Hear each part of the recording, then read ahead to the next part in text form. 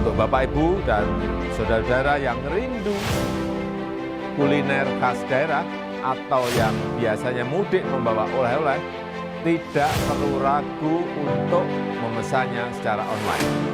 Yang rindu makan gudeg Jogja, bandeng Semarang, siomay Bandung, pempek Palembang, bipang Ambawang dari Kalimantan, dan lain-lainnya, tinggal pesan dan makanan kesukaan akan diantar sampai ke rumah.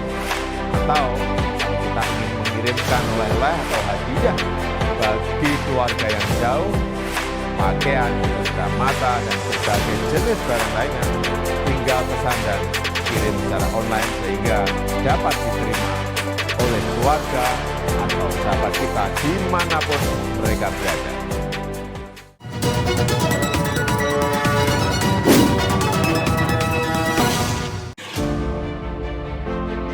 Indonesia ini kaya sekali. Selain kaya dalam jumlah suku, budaya, dan bahasa, ada pula kekayaan lain yang tak bisa dibantah, yakni dalam hal kuliner atau makanan khas Indonesia.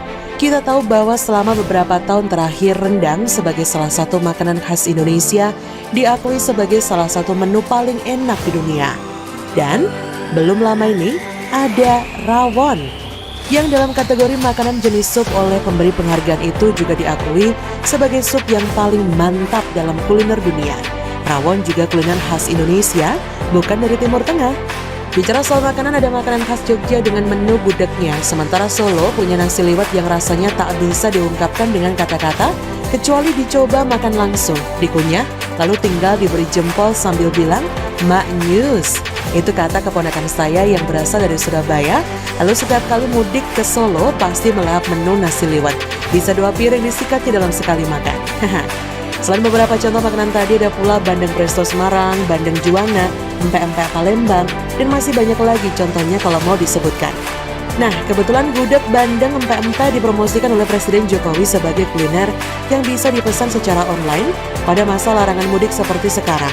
Termasuk di antara deretan makanan itu ada satu nama makanan yang bikin heboh publik Indonesia yang saya anggap kurang bisa memahami konteks ucapan dari RI1, yakni bipang Ambawang Kalimantan, yang notabene dari hasil googling yang saya peroleh mengarah pada makanan babi panggang. Kira-kira akan dianggap salah tidak ya kalau saya nulis kata babi tanpa disensor? Nanti dia protes, bisa pusing pala saya. Terutama kalau tidak bisa membaca tulisan secara utuh. Di fanpage Facebook ada netizen yang langsung nyolot karena saya terlihat memihak tindakan kemewahan para artis yang disebut oleh Ade Armando. Kalau si Waders ada yang belum baca, bisa mampir dulu ke tulisan saya untuk jeda sebelum melanjutkan bahasan soal bipang-bipang ini ya di siward.com. Nah, selanjutkan. Jadi dalam tayangan pidato di media sosial resmi pemerintah, Pak Jokowi kan berkata begini nih. Karena masih dalam suasana pandemi, pemerintah melarang mudik dan untuk Bapak Ibu yang rindu masakan atau kuliner khas daerah atau yang biasanya mudik membawa oleh-oleh bisa memesannya secara online. Sampai di situ masih aman, tidak dijadikan kontroversi. Lalu muncul pernyataan yang berikut ini. Yang rindu makan gudeg Jogja, bandeng Semarang, empek-empek Palembang, bipang Ambawang Kalimantan dan lain-lain, tinggal pesan dan makanan kesukaan akan sampai di rumah. Silakan bila ada yang menganggap bahwa tim komunikasi Presiden Jokowi bersalah karena memunculkan bipang Ambawang dalam ragam kuliner yang disebutkan oleh RI1. Namun bagi saya tidak ada masalah dengan masuknya bipang Ambawang dalam contoh makanan yang disebutkan Presiden Jokowi tersebut.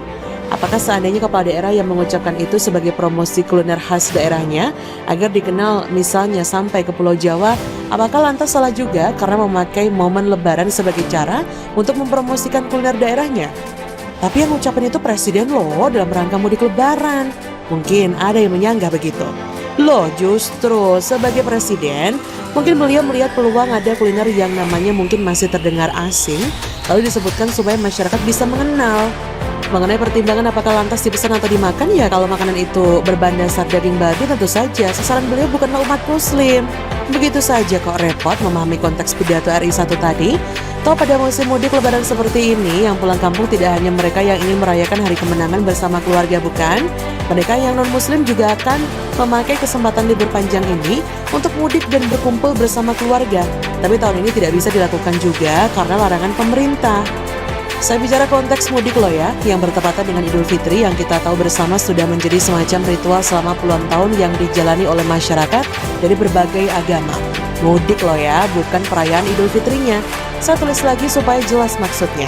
Jadi apakah Presiden Jokowi bersalah karena menyebutkan Bipang Ambawang sebagai ragam kuliner khas Indonesia yang bisa dipesan pada liburan dalam rangka peringatan Hari Raya Idul Fitri yang tinggal hitungan hari? Sekali lagi, bagi saya tidak ada yang salah, kecuali jika hari satu menjadikan Bipang Ambawang sebagai oleh-oleh untuk dikirim ke kampung. Bagi orang tua yang merayakan lebaran di rumah atau menganjurkan sebagai santapan wajib merayakan hari kemenangan, supaya tidak bosan, alias sebagai menu variasi bagi masyarakat yang beragama Islam. Nah, kalau itu yang beliau sampaikan, saya pun setuju. Kalau ada yang salah dengan sodoran menu kuliner tersebut, silakan tuntut tim komunikasi kepresidenan untuk mundur. Dan Presiden Jokowi silakan didesak untuk meminta maaf.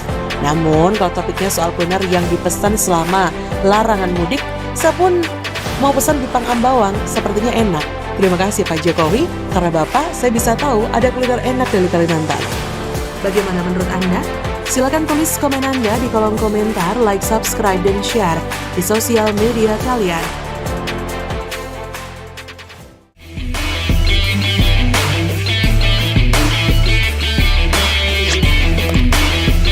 Jangan lupa untuk subscribe dan nyalakan lonceng notifikasinya. Jangan lupa untuk subscribe dan nyalakan lonceng notifikasinya.